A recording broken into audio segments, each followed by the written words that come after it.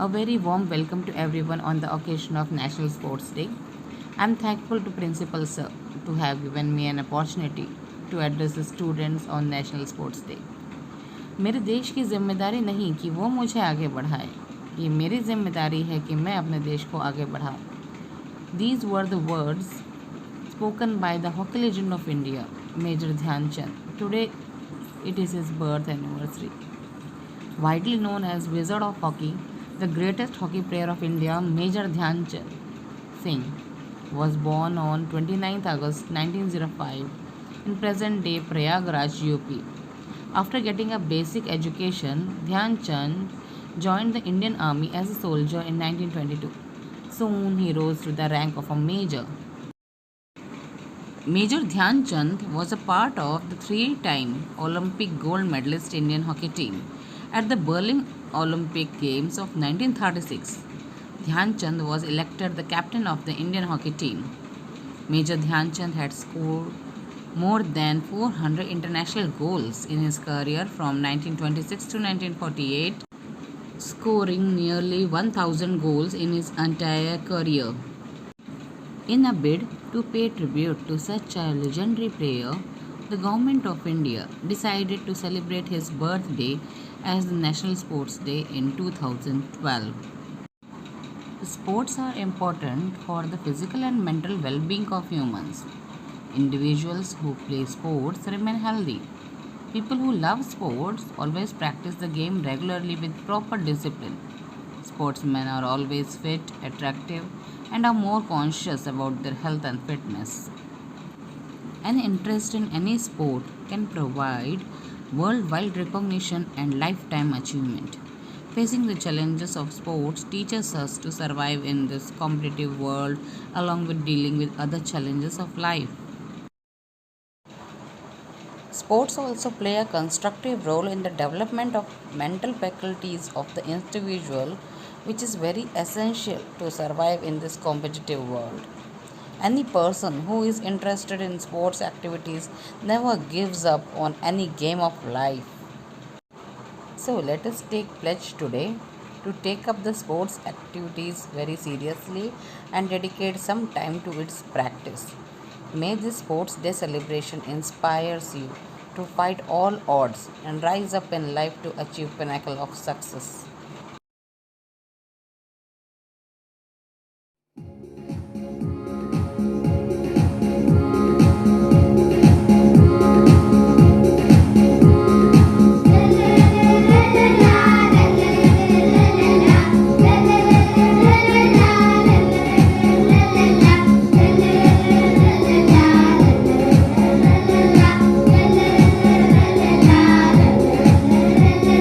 Glory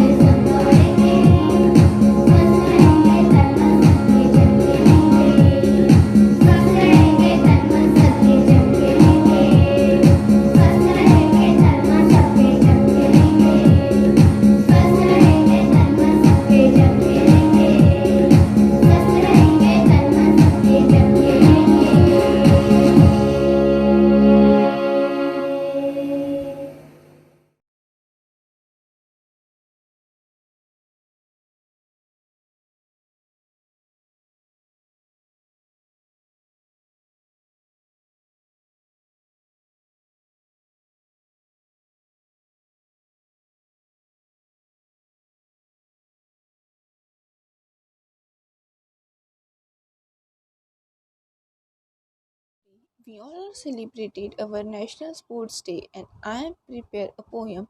Its name is It's Sports Day Time. Fasten your laces, toes behind the line. The sun is shining. It's sports day time. It's time to have races. It's time to have fun. On your mark, get set, jump, skip, run. It's time for a cold drink. It's time for a rest. Well done, everyone. You all done your best. My period days did not make me falter. They made me more determined to pursue my dreams. These words of legendary PV Sindhu might inspire millions of girls who have extraordinary dreams. नमस्ते। आज 29 अगस्त national sports day के दिन हम भारत के sporting heroes महिलाओं की उपलब्धियों का भी जश्न मना रहे हैं। महिलाएं जिन्होंने विश्व के कई इवेंट्स में तिरंगा फहराया है, विभिन्न खेल टेनिस, हॉकी, बैडमिंटन, कबड्डी से लेकर क्रिकेट तक हर क्षेत्र में उन्होंने अपना जलवा दिखाया है। Our women did not only break the barriers and records, but most importantly, they have break the mindsets and continued to inspire the generations. आज मैरी कॉम, दीपिका कुमारी, मनिका बात्रा, हिमा दास जैसे कई महिलाओं का परिचय देने की कोई आवश्यकता नहीं है, क्योंकि वे अपने खेलों में इतनी असाधारण रहे हैं कि लोग आज उनकी वजह से खेल जानते हैं। भारतीय खिलाड़ियों के लिए 2000 में पहला गौरव का क्षण आया जब कर्णम मल्लेश्वरी जी ने सिडनी ओलंपिक्स में पहली बार ब्रॉन्ज जीता था। वह पहली भारतीय महिला बनी जिन्होंने ओलंपिक्स में मेडल जीता हो।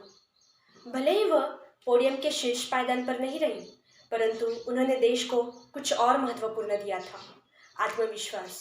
हाँ, भारतीय महिला एथलीट्स के लिए यह आत्मविश्वास कि वे भी देश का गौरव बन सकती है।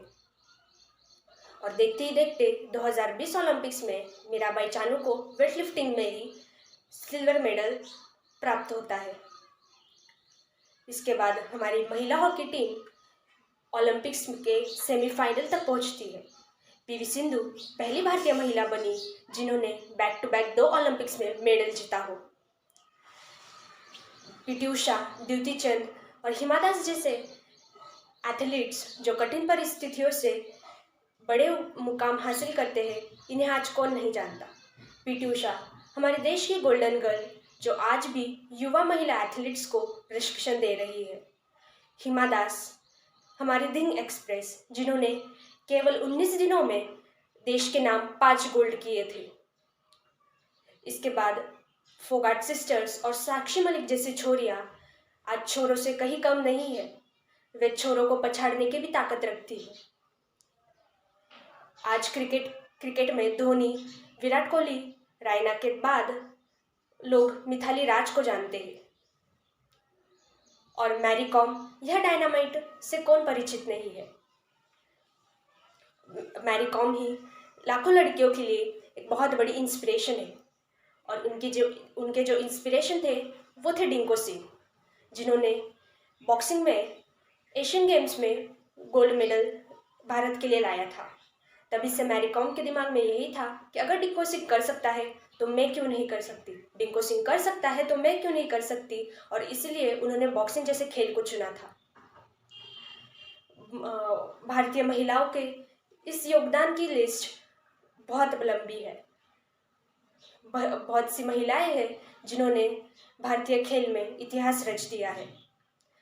परंतु अगर हर एक लड़की अपना डिंको सिंह ठान ले और अपने लक्ष्य को प्राप्त करने के लिए तत्पर प्रयास करती रहे तो जरूर ही हमारा देश एक दिन बेहतर बन सकता है। धन्यवाद। आप सभी को मेरा नमस्कार। तो जैसा कि आप सभी जानते हैं कि 29 अगस्त को राष्ट्रीय खेल दिवस के रूप में मनाया जाता है, तो आज इस शुभ दिवस के अवसर पर मैं आपको एक बुलंद हौसले तथा कौशल्यपूर्ण व्यक्ति की कहानी सुनाना चाहता हूँ। तो मैं बात कर रहा हूँ मेजर ध्यानचंद सिंह जी के बारे में। उनका जन्म 29 अगस्त 1905 इलाहाबाद में एक राजपूत परिवार में हुआ था और उन्हीं के जन्म दिवस को सम्मान देते हुए हम राष्ट्रीय खेल दिवस मनाते हैं। 16 साल की उम्र में वह आर्मी में भर्ती हुए और इसी के चलते हॉकी के प्रति उनकी रुचि बढ़नी शुरू हुई। जब वो भारतीय सेना में थे तो दिन के समय उन्हें पर्याप्त समय हॉकी खेलने के लिए मिल नहीं पाता था, तो वो प्रतिदिन रात के समय पेड़ों की टूटी डालियों को हॉकी स्टिक बना के हॉकी खेला करते थे। और इसी के चलते उनसे ऊंचे दर्जे के सीनियर अफसरों ने उनका नाम उन्होंने ध्यान सिंह से ध्यानचंद रखना शुरू कर दिया। और विश्व में पहली बार उनकी छवि सबसे पहले आई 1928 के एम्स्टर्डम ओलंपिक्स में। भारत के मेजर ध्यानचंद सिंह जी के कप्तानी के अंदर सभी विरोधी पक्षों के एक भी टीम ने एक अंक भी प्राप्त नहीं कर सके थे और इसी के चलते भारतीय हॉकी टीम को अपना पहला स्वर्ण पदक मिला। उनकी दूसरी सफलता थी 1932 के लॉस एंजलिस ओलंपिक्स में और वहाँ पे भी उन्होंने स्वर्ण पदक हासिल किया। पर एक दुख की बात ये थी उस समय कि वहाँ जाने तक के लिए भी उनके पास पर्याप्त पैसे नहीं थे। इसलिए भारतीय हॉकी टीम ने पंजाब राष्ट्रीय बैंक से कर्ज लेकर वहाँ पहुँचे और वहाँ जाके उन्होंने ओलंपिक्स में भाग लिया और उसी ओलंपिक्स के दौरान उन्होंने एक विश्व रिकॉर्ड भी दर्ज कर दिया था। उन्होंने यूएसए के विपक्ष 24 गोल दागे एक ही पारी में और वो रिकॉर्ड 71 साल तक भी नहीं टूट पाया था। उन्हें अपने सफलता की तीसरी सीढ़ी मिली 1937 के बर्लिन ओलंपिक्स में और वहाँ उन्होंने अपना भारतीय हॉकी टीम ने अपना तीसरा स्वर्ण पदक हासिल किया। ध्यानचंद सिंह जी की कलाकारी देख लोग उन्हें हॉकी का जादूगर कह के भी पुकारते थे। जब वो एक बार मैदान में उतरते थे तो मानो गेंद उनके हॉकी स्टिक से चिपक सी जाती थी। यहाँ तक कि हॉलैंड में एक पारी के दौरान लोगों को ऐसी आशंका हुई कि उनके हॉकी स्टिक में चुंबक लगाए गए हैं और इसी के चलते वहाँ के कर्मचारियों ने उनकी हॉकी स्टिक तोड़ कर भी देखी थी। तो आप समझ सकते हैं कि किस हद तक वो गेंद को अपने नियंत्रण में रखते थे। आज भी भारत एवं सर्वस्व विश्व में उनकी गिनती हॉकी के महान खिलाड़ियों में की जाती है। उन्होंने अपने पूरे खेल के जीवन में 1000 से भी ज़्यादा अधिक गोल दागे हैं। उन्हीं के सम्मान के चलते वियतनाम में उनकी एक मूर्ति भी स्थापित की जा चुकी है। 1956 में उन्हें पद्म भूषण से भी सम्मानित किया जा चुका है, लेकिन उनकी मृत्यु हो गई थी 3 दिसंबर 1997 में लिवर कैंसर के चलते। तो ये थी मेजर ध्यानचंद सिंह जी की कहानी। उम्मीद करता हूँ कि आपको ये पसंद आई होगी और मैं आशा करता हूँ कि भारत को आगे और भी ऐसे महान खिलाड़ी मिलते रहेंगे। नमस्कार, मैं उग्रसेन सिंह TGT PNHE आज आपको राष्ट्रीय खेल दिवस की हार्दिक शुभकामनाएं देता हूं। सर्वप्रथम मैं प्राचार्य श्री मैथ्यू अब्राहम सर को धन्यवाद देना चाहूँगा जिन्होंने मुझे यह मौका दिया कि मैं आज इस प्लेटफॉर्म पर आपसे बात कर सकूं। साथ ही इस कार्यक्रम को सफलतापूर्वक आयोजित करने में विशेष रूप से जिन छात्र छात्राओं शिक्षकगण का जो योगदान रहा है मैं उनको भी धन्यवाद देना चाहूँगा। दोस्तों, आज का दिन हम मेजर ध्यानचंद के जन्म दिवस के अवसर पर मनाते हैं। आप सभी को पता है कि मेजर ध्यानचंद को द विजार्ड, द मैजिशियन के नाम से जाना जाता है। मेजर ध्यानचंद की जो जर्नी रही है उससे हमको काफ़ी कुछ सीखने को मिल सकता है। एक छोटे से कस्बे में उनका जन्म हुआ था, इलाहाबाद के एक छोटे से कस्बे में उनका जन्म हुआ था। आगे की जो उनकी शिक्षा दीक्षा हुई वह झांसी से हुई। बाद में उन्होंने आर्मी में ज्वाइन किया और उसके बाद उन्होंने अपने जो खेलने का जो अपना सफ़र है उसकी शुरुआत की।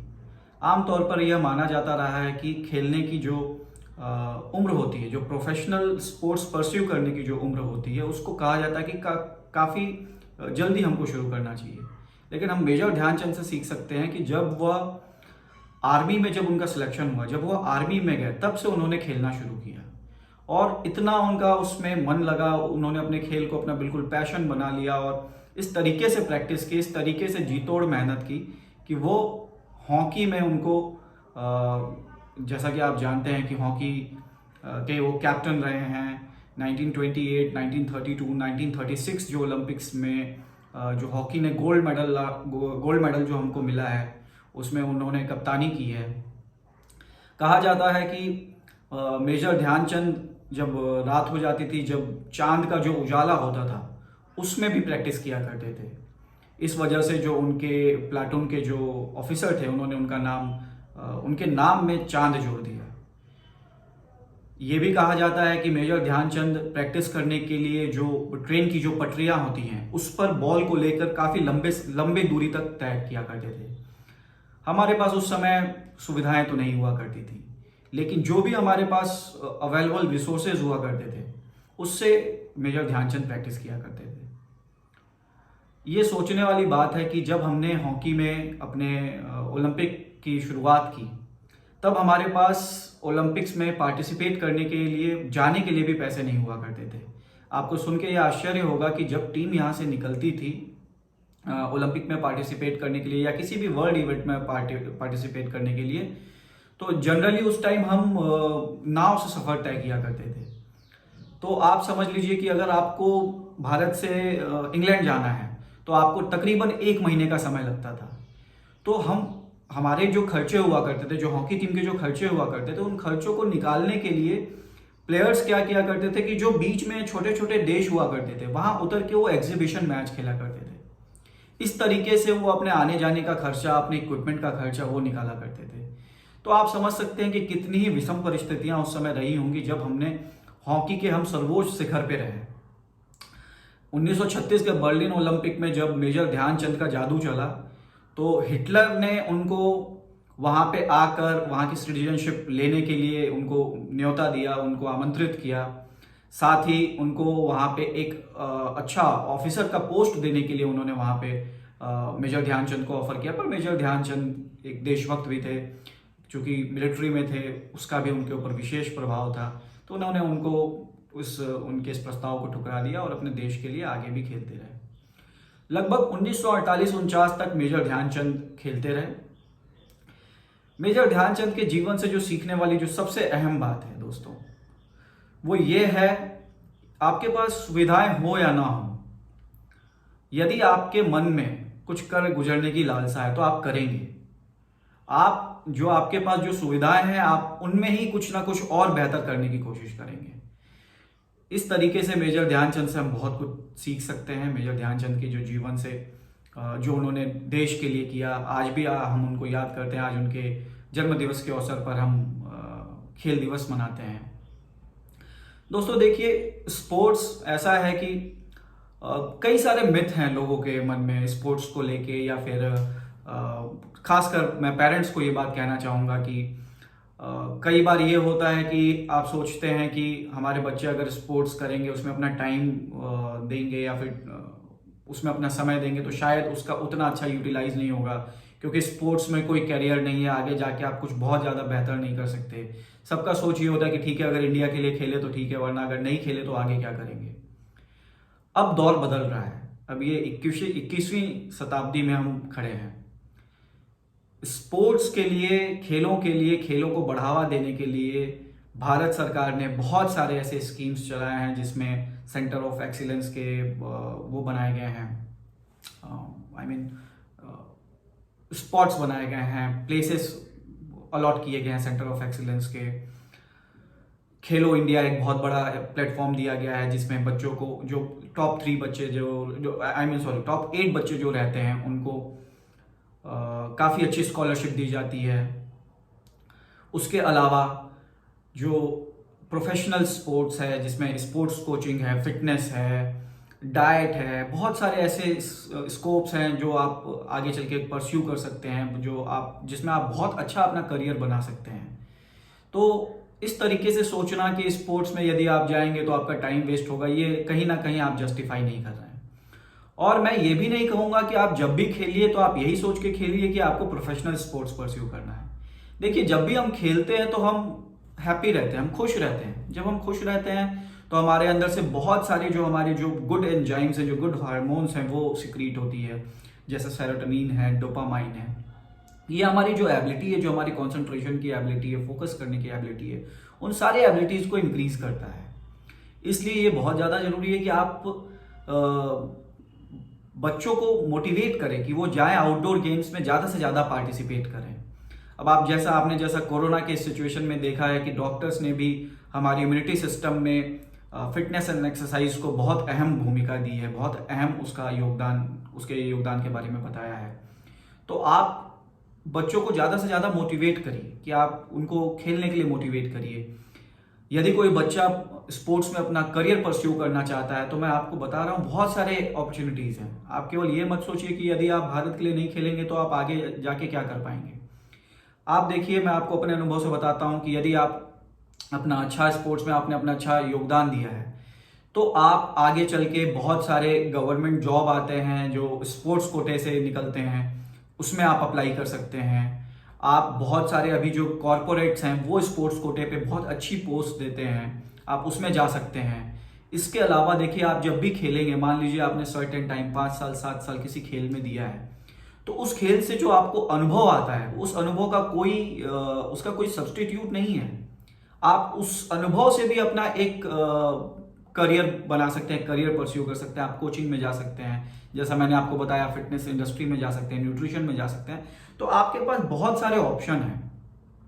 तो मैं लास्टली आप सभी से यही बोलूँगा कि पहले का एक कहावत हुआ करता था, खेलोगे कूदोगे बनोगे नवाब, खेलोगे कूदोगे होगे खराब, पढ़ोगे लिखोगे बनोगे नवाब, लाइक दिस कुछ हुआ करता था।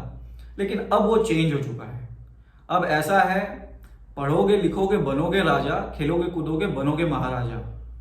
तो खेलों का तो आप जैसा देख ही रहे हैं कि पूरे भारतवर्ष में अभी आपने रिसेंटली देखा है कि ओलंपिक्स में हमारा परफॉर्मेंस कैसा रहा है।